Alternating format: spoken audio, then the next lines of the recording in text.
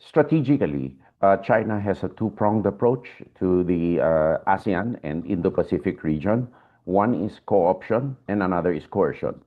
So those that they cannot co-opt through, sweetheart deals and soft diplomacy, they will coerce, particularly those who they have actual maritime boundaries with or land boundaries. In 1979, or in and up to the early 80s, the Vietnam experience was an example. So now they are operating very heavily against the Philippines on the maritime domain, denying us entry into areas within our exclusive economic zone. And within the Philippines, they are also busy subverting through criminal networks and substandard steel manufacturing, other scam hubs, the foundations of our economy, so that it keeps us perpetually weak and subservient to their knockoff goods and their cheap goods that they fling. As you know, the Philippine economy, 65% consumption. And a lot of this is the retail industry, and cheap goods really are necessary for the Philippines. The Philippines is also an importer of almost all its energy needs and an importer of about 10% of its carbohydrate requirement. It's being an archipelago of 7,600 islands with 36,000 kilometers of coastline and 120 billion people.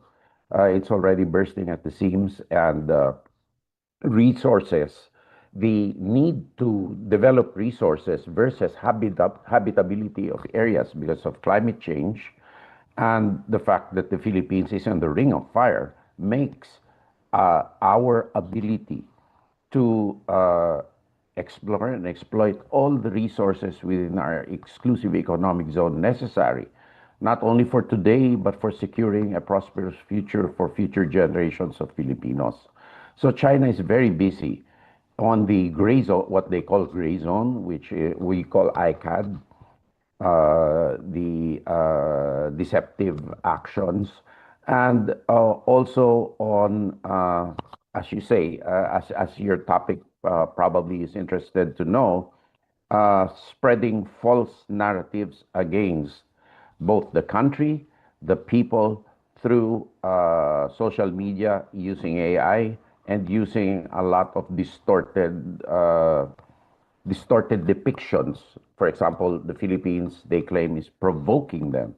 How do you provoke a person who has no right to be in your area in the first place?